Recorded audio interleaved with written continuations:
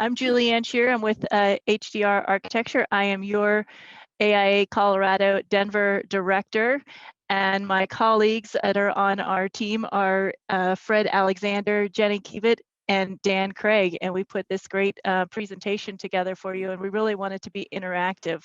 So I'm going to do some housekeeping first, and then we'll get on with the program. So this is a AIA credited course, so you will receive DORA forms after this presentation, because your attendance will be recorded with your AIA transcript. And our learning objectives today are to understand current Denver planning initiatives and how designs can positively address life safety criteria, identify community engagement opportunities where the architect's expertise can influence the adoption of critical standards, explore how architects can impact city initiatives, and create an open dialogue between architects and Denver Community Planning and Development Department regarding design, health, safety, and welfare issues. So that's what we're going to learn about today. Before we get started, making sure that you have your microphone muted unless you wanted to speak. You can also, ask questions by either raising your hand or unmuting your microphone or putting something in the chat. The presentation today will have a pause at 4 sections, and at that time we can take some questions related to that section, and of course then obviously at the end as well. So without further ado, let's get ourselves going here. I'm going to introduce to you Lara Aldrete. She is the Executive Director of Denver Community Planning and Development. She oversees Denver's citywide and neighborhood planning efforts and the implementation of regulations for land use and design. She previously served as Senior Vice President for Real Estate at Denver International Airport, as an Assistant Director of the Denver Urban Renewal Authority, and has focused on planning and development in both the public and private sectors for much of her career. Though her education and career has taken her around the world, Lara was born and raised in Colorado. And today we'll be speaking about her experiences and work as part of our community planning and development in Denver. So welcome, Lara, take it away. Thanks, Julianne. Good to see you, and good to see some familiar faces in the crowd. Can you guys see, let me just ask a technical question. Can you see, like, is it the full presentation, or does it look like a PowerPoint?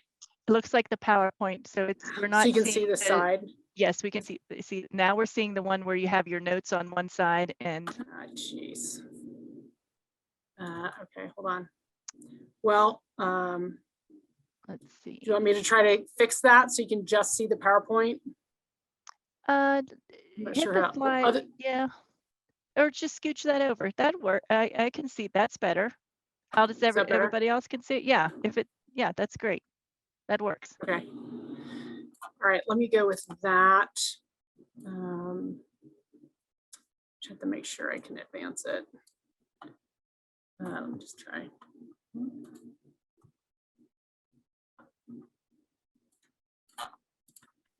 All right, did it advance? It did go to the next slide. It says today's presentation will focus on. Okay, well, it's my, yeah. If that works for everybody, we'll run it that way. So yeah, so I just want to thank AIA for hosting this and then asking me to come and speak with you all today. I think about the importance and the reliance that we have on each other, both, community planning development department with the architect and urban design community in Denver, and nationally. Frankly, we've got some great architects coming in from around the country to work on specific projects, and I appreciate you wanting to. I always think, right, I'm trained as a planner, and I tend to think about the spaces between buildings and kind of that whole city piece of it. And it's really this scale between, moving between buildings and small spaces and the whole city. And I would think, that's much of a lot of what your interests lie, where your interests lie as well. As Julianne said, I'm Lara Aldrete. I'm the Executive Director of Community Planning and Development. So today, we'll look a little bit back at 2020, weird year, and we're so thankful that we're moving past 2020 and feels like COVID's not in the rear view mirror, but we're turning a corner. So really want to focus on where we're headed and how we can pivot, take from the lessons learned from 2020 and apply that moving forward. I'm trying to figure out. So let's just recap 2020 a little bit. Sorry, I need to move my, it's not that one. Sorry, I'm moving stuff around on my screen here to set it up. Right, so, like almost literally a year ago, we were in the middle of COVID and really scrambling to find ways to continue to work. And the mayor was really clear from the very beginning, the importance of continuing design and development, construction throughout the pandemic. And so we figured out how to socially distance, on the construction site, on the permit counters, get inspections happening safely. We moved, in the matter of a week, like I'm sure many of your offices, we moved 300 people home, except for, I'd probably say like about 225. We had people walking out with large monitors and laptops and for the first 6-8 months, I think we did tremendously well. We know that it's been hard on all of our staff, and we're excited to start moving back to some kind of resemblance of an office environment. I think what that meant, right, here's what we've learned, is we had spent the last 2 to 3 years trying to move into an environment that was digitized, and it was just, for some folks, some of our customers, it was easy, and for some folks it was not. And here you can see in this graphic, I don't know if you can see my cursor, but the top graphic shows a general acceptance of EPermits, right? So you just go online, you submit your permits, all your documents. And January 2020, we're still at 24%. And when we hit COVID, right, we do a big push out, some communications out to our customers. We get up to 75%, and then COVID hits, and miraculously, we're at 90, we get to 98%. And there wasn't any point of pushing this out further past, the summer of last year, because we still maintain 100%, essentially 100% EPermits. From an equity standpoint, we recognize that there's still some people who don't have access to the internet. And so we have boxes right by our counter where people can drop off paper permits still. And then issuing, right, permits issuing from EPermits as well has gradually seen an increase, and we're at about 89% today.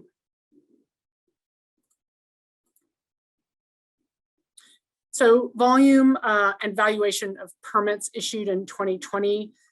You can see here, 2019 was just a banner year. And you can see the dollar amount on the right-hand side in terms of billions. I think we were like 5.3 billion in terms of valuation. So the sum of all construction materials and labor used. That's how we estimate our fees, which I'm sure you're painfully aware of. And what's interesting here is what we think we saw, what we know we saw in the last year is, while 2019 saw some really large projects, right, which you see the blue bar is showing the number of permits issued in the thousands, and the dollar amount going well above that. Last year, we still saw a relatively healthy number of permits, but the value was lower, meaning we started to see more smaller projects coming in, kind of that interim, a lot of, as you might imagine, a lot of residential remodels coming in, and that's the response, the outcome is what you see here in this graphic. The initial times we've tried to, as part of pushing those last remaining permitting processes online, we've done a couple things, in terms of those smaller projects like fences, windows, patios. Those are now at a 5-day. That's one area where actually it used to be maybe a day, and that's gotten longer as a part of digitization, just because of the process. We're pushing to get that down to 2 days. And I just want to note here, right, you're seeing the review times. This is as of, this is current numbers. The distinction here between 2 to 5, it doesn't mean that sometimes we'll respond in 2 weeks and sometimes we'll respond in 5. It means depending on the scale and the complexity of the project, it'll either be a quick 2-week turnaround or 5 week for some of those larger mixed use, urban, high density projects, have the complexity that require or multi acreage, multi block projects take longer. So one thing I'll say here is we know that we're only as fast as the last guy standing. And so as we try to think about all those different disciplines that need to respond to permit or submittals, and are always looking to try to support kind of the last guy standing, right? Who is struggling to stay on time in terms of review times.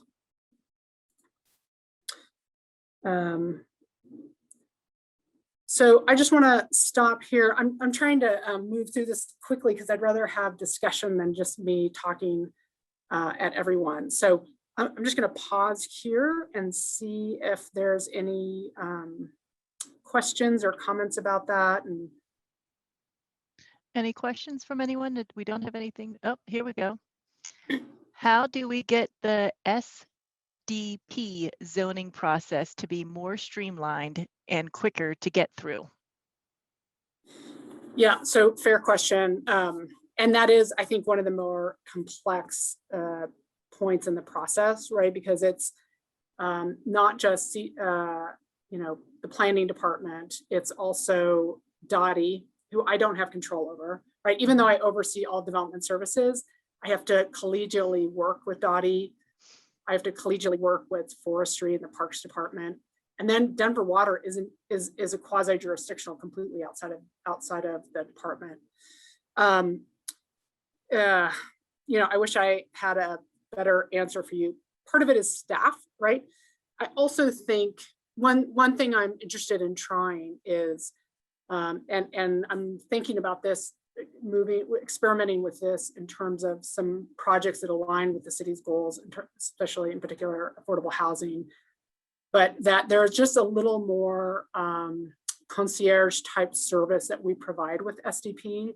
So more interaction, perhaps more meetings, more kind of work session, working through the comments that come back. Sometimes I think they're so austere, and I'm both ways, right? Like sometimes our comments are so perhaps obtuse, and sometimes, and then it just begs for a return obtuse, response in the design, as opposed to saying, time out on the emails, let's just sit down and talk through it. That's kind of what I've got going right now. And I would experiment that. What I'm hoping to do in the next year is experiment with specifically on affordable housing, because that's really such a crisis issue for us in the city. And in particular, it's a goal of the mayor's to address affordable housing. So that's an idea I have. Super open to other ideas that you have, about how to do it better. Yeah, I don't know. I was having a conversation with a client yesterday who's looking to develop a parcel of land for a new restaurant and ground up construction. And he talked to the planning department, and the planning department said it could take up to a year just to get through zoning. And he was just shook by that. He's from out of state, and it's like that is almost a no-go for people wanting to come in to do projects where they're, and I don't know if, he was using Dubai as an example. He was saying, he's done projects there where they have different levels where expedited, you pay a fee, but it's an expedited process to get through that. And so I don't know if giving certain clients an option to kind of work through that in a more streamlined, efficient process might help. I don't know. Yeah. Sorry, and what city was that in? He was Did he that was say? in Dubai in EUA, Yeah. but that's a little bit different. But that was his example. Not, that he was yeah. talking to me, but They don't, I don't know if you've seen their affordable housing there. It's not great. yeah. Well, I'm not talking about Yeah. affordable housing. I'm just talking about any Yeah. project. Right, no, but I mean, right, their sense of all boats rise, their sense that we need to care for everyone in this city. And I would say, if I was going to expedite anyone, and this is why I'm thinking about doing this for affordable housing, because the crisis we have right now and has been exacerbated by COVID is affordable housing. And so I appreciate, small businesses trying to do the right thing and participate in the economy. But I'm struggling. Everyone is raising their hand and saying, yes, we should definitely address affordable housing. When it comes down to it, people have a really hard time actually giving into that, right? And standing up to what it collectively takes. So my interest would be, and I think the city's interest and the mayor's interest would be in really focusing that expedition, if you want to call it that, in areas where it's critically needed. I guess the other frustration that comes up with that whole process is we'll get comments back from all the departments and we'll respond to them, and then they'll come back with a whole set of new comments. And it just is this ongoing iterative process that goes through rounds and rounds that just adds months to schedules, which costs clients money, and they get really frustrated as well. Yep, understand that. I mean, part of it is sometimes it takes us third time to see it, which isn't fair to the client or to the customer. Part of it is, though, as you have to change design to respond to the first set of comments, it forces a new issue. And so, never have and I've been on both sides of this, of entitlement. I've yet to see this solely on the responsibility of one side or the other, right? This is a dance. And again, this is where I go back to, I think communication, when we can at workshop again, literally both put our heads around over a set of drawings and look at them collectively together, is when I think we get the best work done most efficiently. For sure. But acknowledged, right? Sometimes we miss it. I get those emails on a regular basis, and sometimes you guys do, right? It's just yeah. So Yeah, I mean, I don't know what the right answer is, but that whole SDP process has been a really big stickler for every one of our clients. I mean, and so I don't know what the answer is, but if there's a way we can make that better, I'm all for it. Great. Well, why don't we kick off into the next section about looking forward, because that could be a part of, so then how do we look forward? Yeah, and so, right, kind of what I alluded to earlier, just a moment ago, about how we are thinking about being more inclusive, thinking about connections and health in Denver. There's certainly some things that we think about differently as a result of the, in the post-pandemic world, and so we can. That's interesting. Is it showing up as a small piece? There you go. So one is, right, Denver's the largest city in the state, and we really have a moment to be intentional about leadership, and that's coming in about a year and a half ago into this position. That was really what my desire was, right? To think about how we look at equity and more equitable outcomes for all. How we think about climate action in our codes and future growth, which makes me think a lot about connectivities. And then finally, I feel like there's been a vacancy in the conversation in our city around good urban design, and I really want to bring that back. Certainly that got muffled in the past year, but I think coming out of the pandemic, and certainly creating everybody going to the out of doors to have a healthy, safe experience, interaction with other humans, it's reiterated this point of the importance of strong urban design for our city and our neighborhoods. And so I'm looking forward to that. And then, this is what is the new layer that's added having just gone through this health crisis in our city? So I'll talk about each of those three things, whether it's equity, climate action, or design.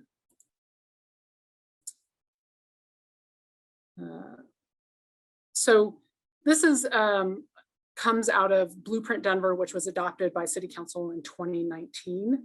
And now more than ever, we need plans and policies that promote equity, support the health of our residents and our planet, and keep communities connected to the services they need.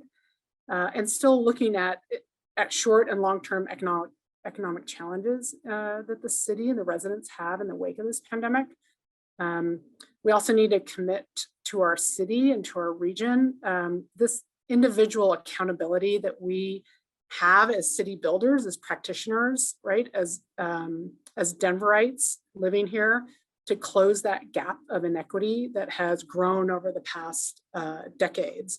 And in particular, I think our disciplines have in either overt or less overt ways fostered. And certainly we have spent a lot of time reflecting on this national awakening or reawakening around it, the issues of equity as it arose through the George Floyd protests and the role that zoning in particular has historically played. And we are now looking at how do we address that in the work that we do.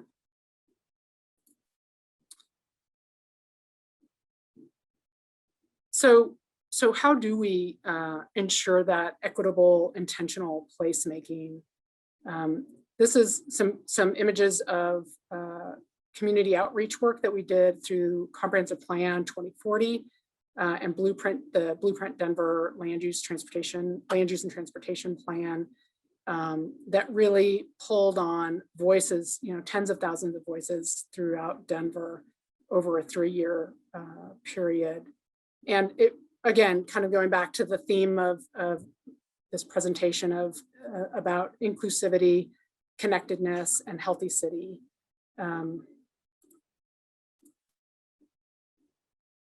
So just a few of the recommendations that came out of here is really thinking about neighborhoods becoming complete with their own authentic character, quality of life amenities, and housing options for all people.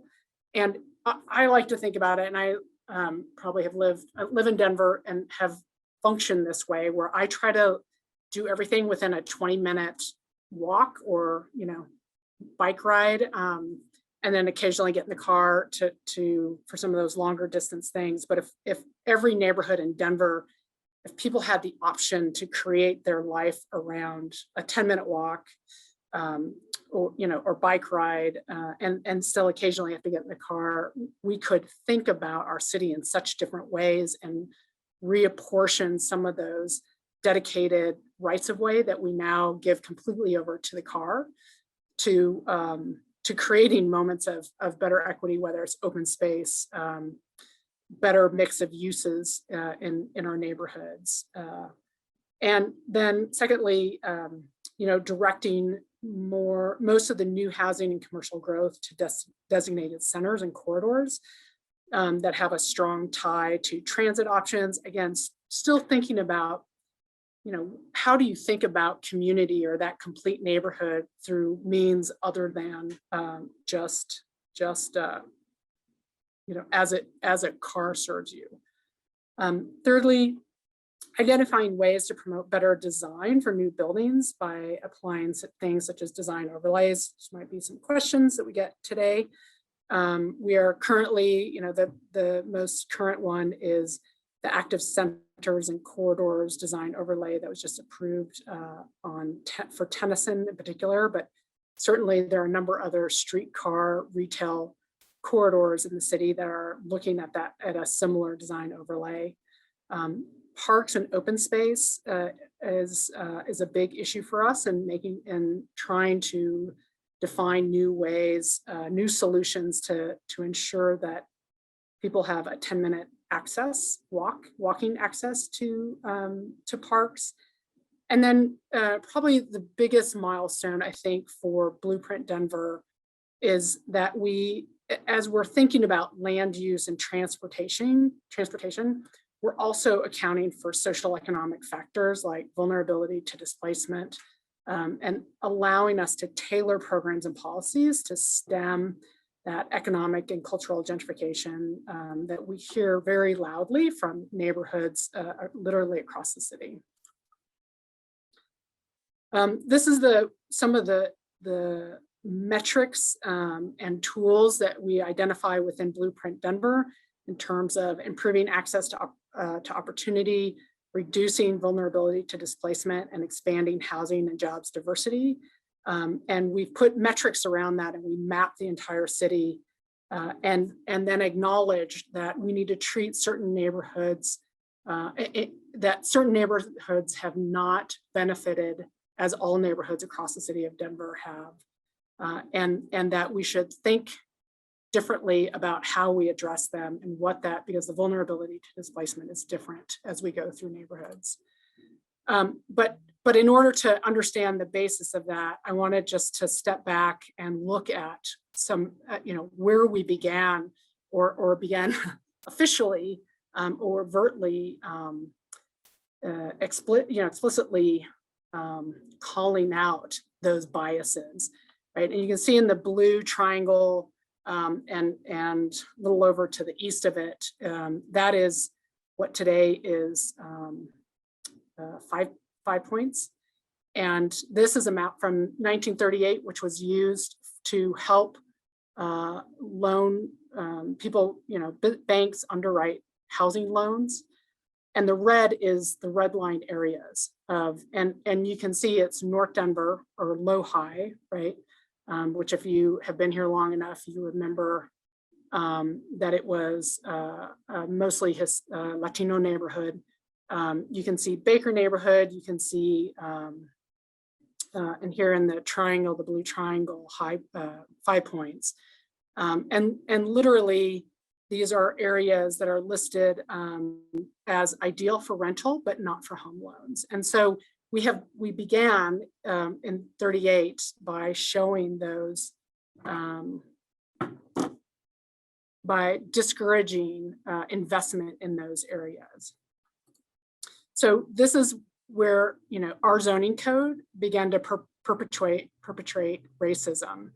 And so just a couple other facts, 98% of the properties classified as D or hazardous, which is the yellow or red areas, were zoned for the most intense residential zone districts, which allowed for the larger apartment buildings to be constructed. Just want to move on to make sure we have enough time for questions.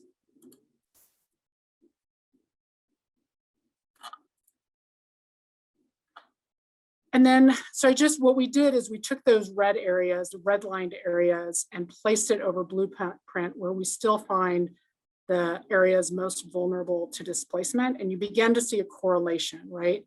When people in the community start talking about gentrification, where there's this massive flip, you start to see the pattern that we are enacting and have enacted over the last 70 or 80 years.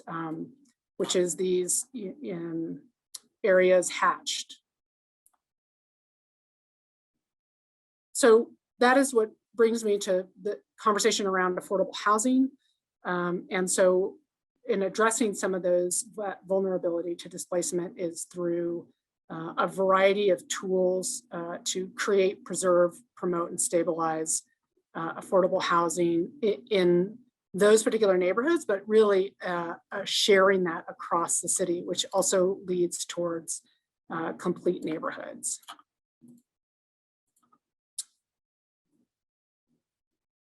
So we continue to team with HOST, which is the Department of Housing Stability, to encourage affordable housing construction. Starting last year in 2020, we studied previous approaches used in Denver and other cities to begin developing financial feasibility models that looked at the impact of COVID on the market. This year, we're working with affordable housing providers, market rate housing developers, residents, and community organizations to continue this work. And this is leading towards an effort that we're calling expanding housing affordability, which we hope will be built on House Bill 1117, which is in the state, which is in the moving through the state legislature right now, that would enable Denver and communities across the state to create inclusionary housing. We would layer that with linkage fees, think about how linkage fees relate to that, and then additionally where we could provide zoning incentives. And we've done that in places like 38th and Blake to provide the zoning incentives as an example. So just to move on to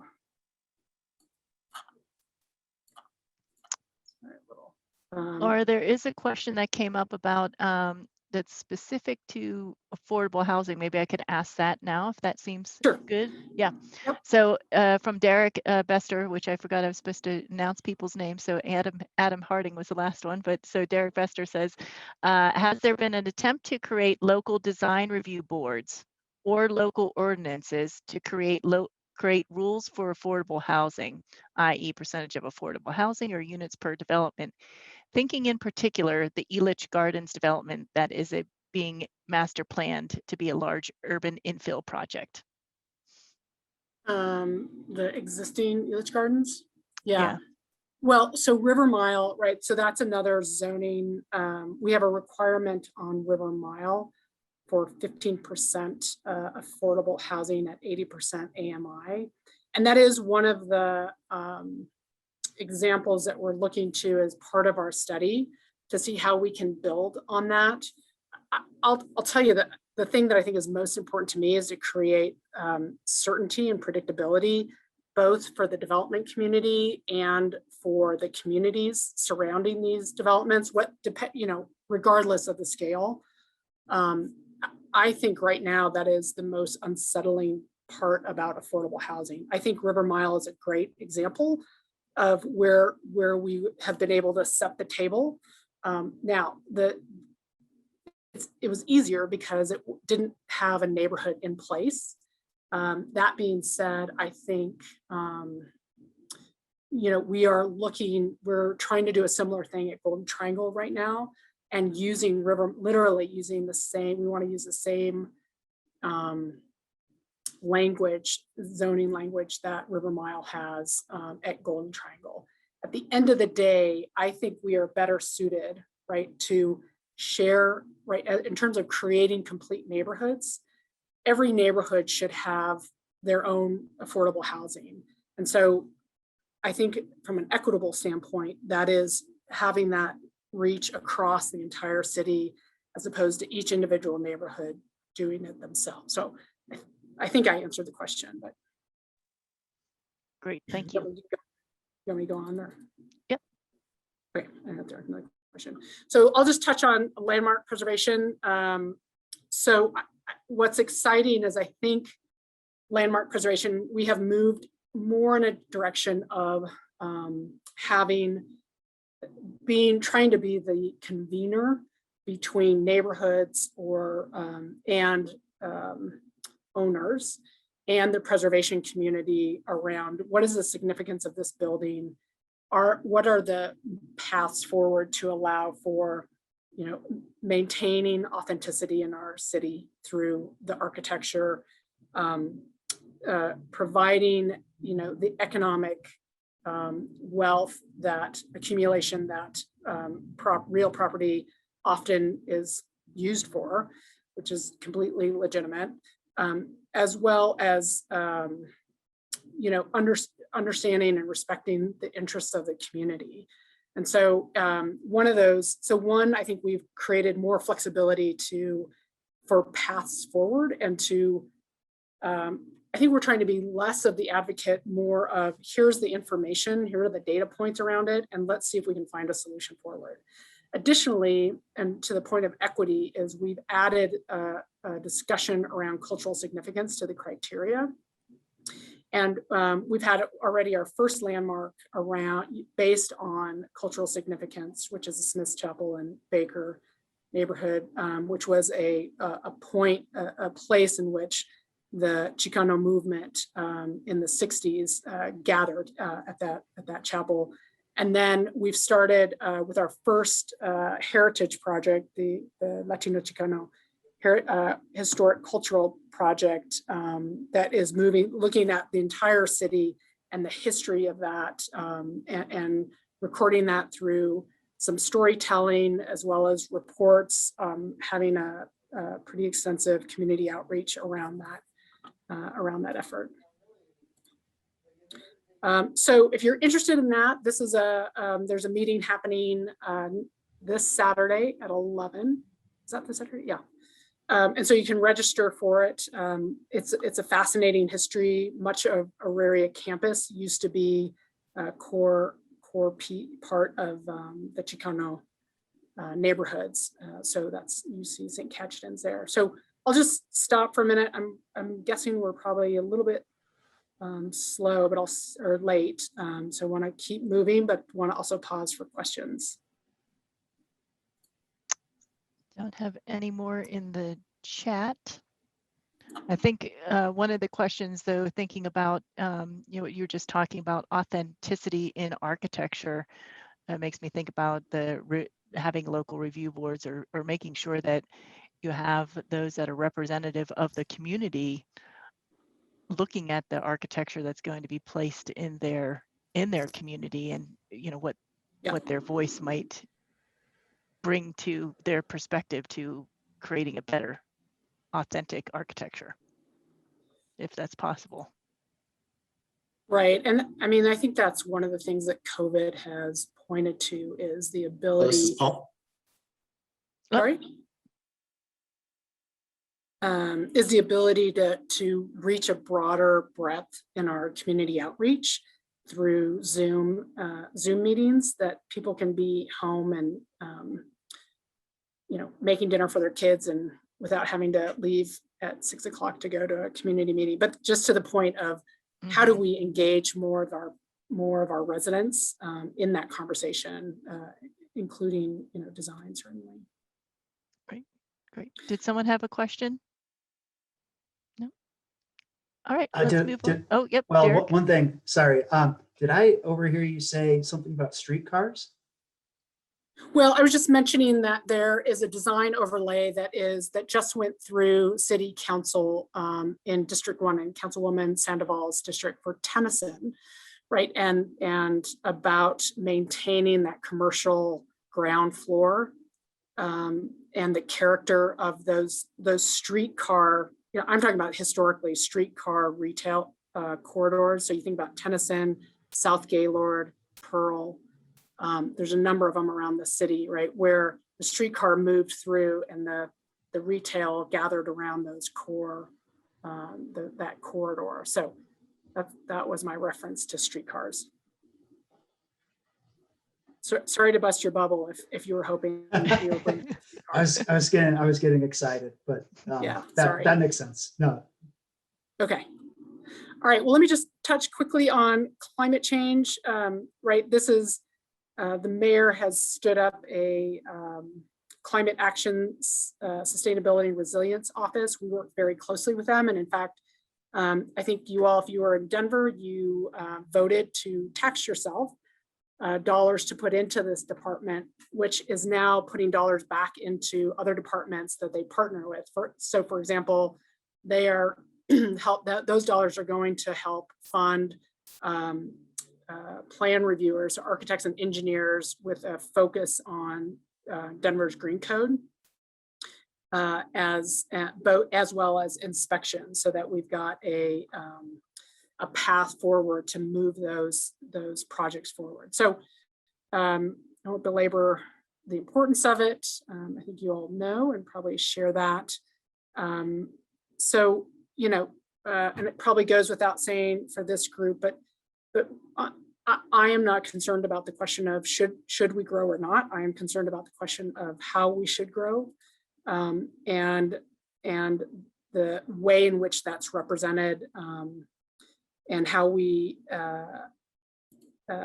besides people just moving here, it's also people are living longer, and they're continuing to start families. And so that's part of our population growth as well. It's not just all folks moving here. Sorry, I'm just trying to. So in 2019, in early 2020, we passed the Denver Green Code, which is a fantastic document. It's on a voluntary code basis right now. And the way that we are trying to encourage people to use it is through a pilot program. So we're looking to select 5 projects that would, where we would offer fee reduction as well as expedited time review. So to the first question that came up earlier about would we ever consider expediting projects? If those projects can fit our goals as where we want to move as a city, then we are interested in partnering with the private sector. So there's still, out of the 5, there's still a couple slots, I think 2 slots still available. So if you think you've got a project that could fit these needs, that fit the Denver Green Code, we would love to hear from you. And the interim chief building official, Eric Browning, his contact is there, but you can always go to the website and find that information as well. Then the other thing we're working on is the 2021 building code adoption. As you see here, we're in the middle of reviewing it internally. We'll begin probably later towards the back end of Q2 to start having those conversations with the public and customers about proposed building code amendments. And then it'll be early 2022 when we go through the actual code adoption through city council. So our newsletter is a great way to stay up to date on that. And we can get you connected if you're not receiving our newsletter. I just like this. I just think this is one of the better buildings. And of course, Denver Water's building, but they really stepped up above and beyond. And so I think this is one of the leading projects that we are tipping our hat to.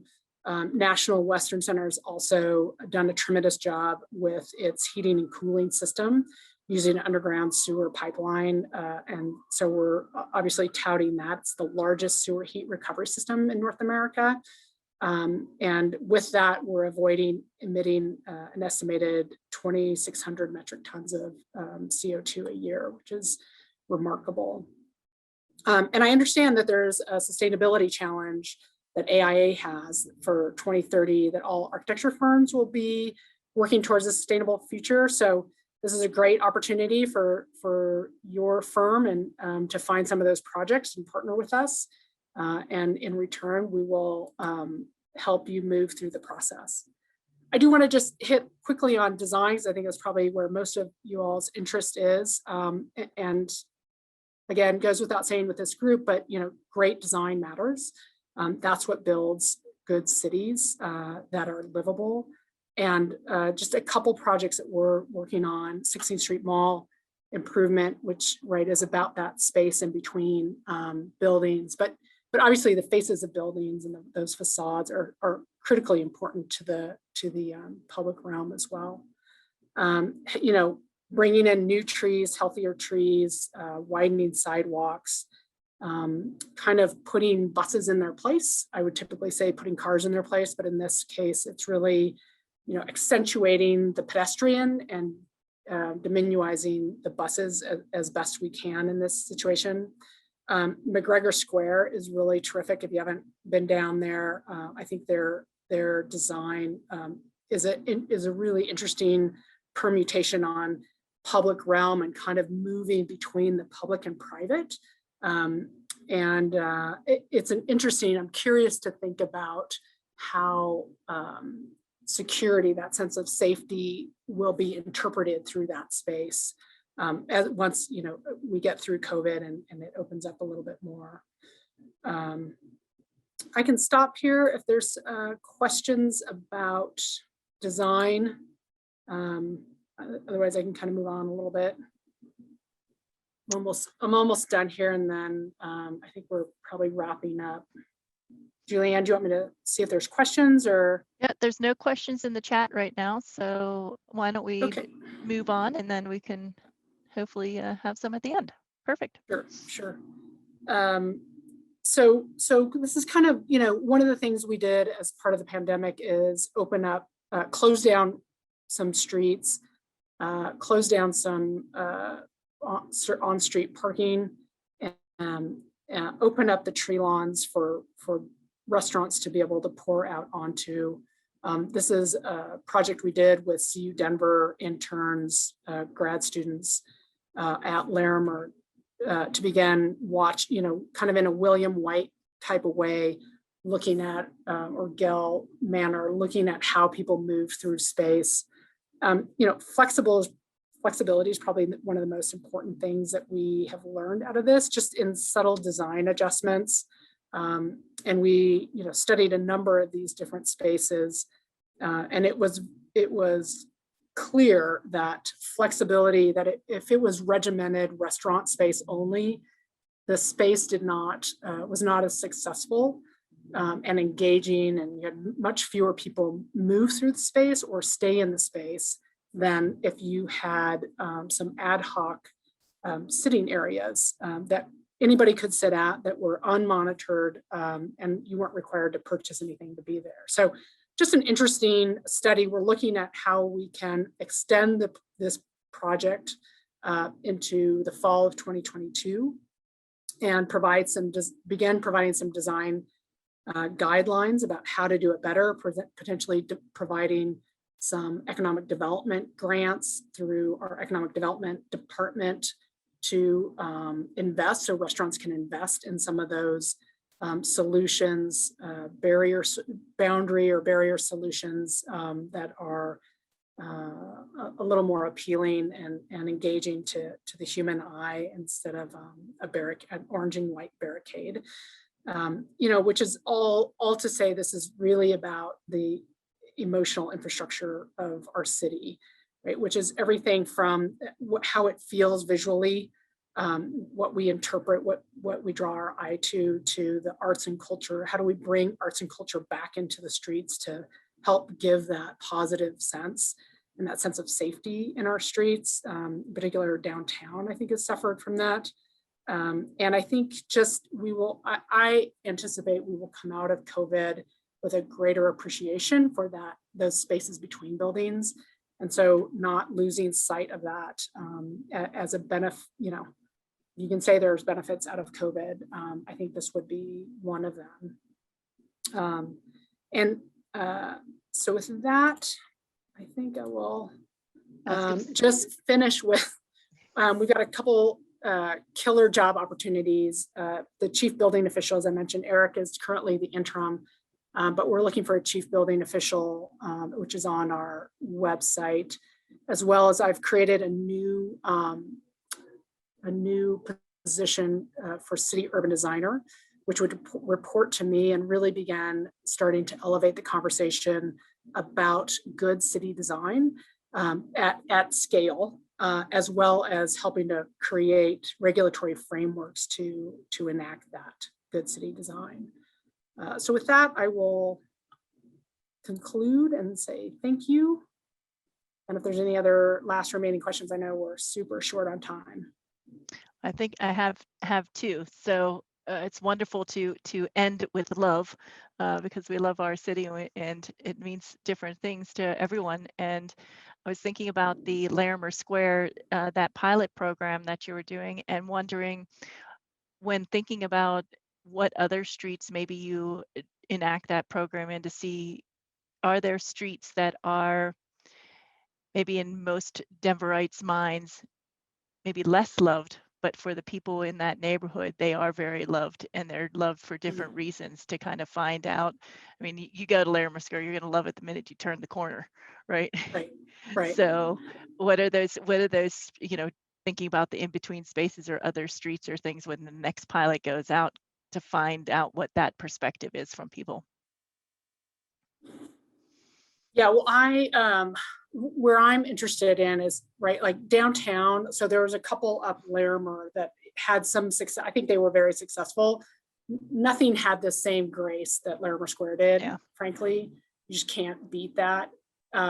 But probably most of our city, a big chunk of our city, doesn't have that great built environment, right? And so you think about, the Morrison Roads or the South Federals, Southeast Denver, like maybe not Hampton, that might be the wrong street, but right, Colorado Boulevard. And in those instances, what I'm curious about is how could we translate that? How can we translate the public realm, literally in the public, that's in the public right of way?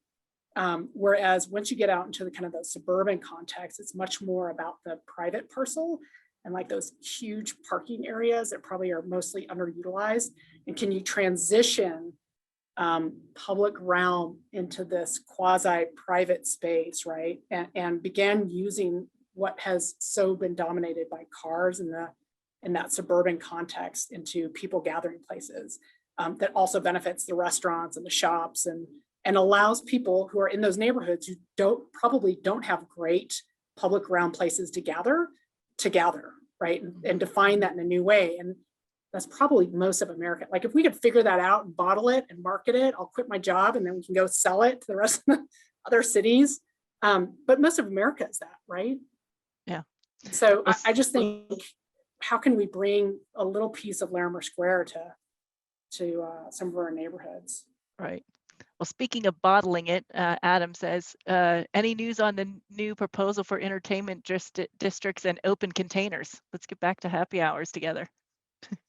Yeah, so I mean, I know what from the from the news in the morning, but we do have a common alcohol area. So for example, like 16th and Glenarm, that space there, that pavilions that's carved out, serves like 4 different restaurants, and it's one large roped off area.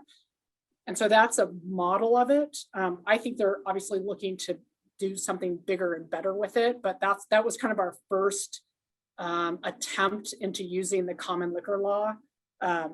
Whereas you've got Lime, which is on the 3rd floor, typically would not have otherwise been able to serve on the ground floor, but for the state's common area liquor law.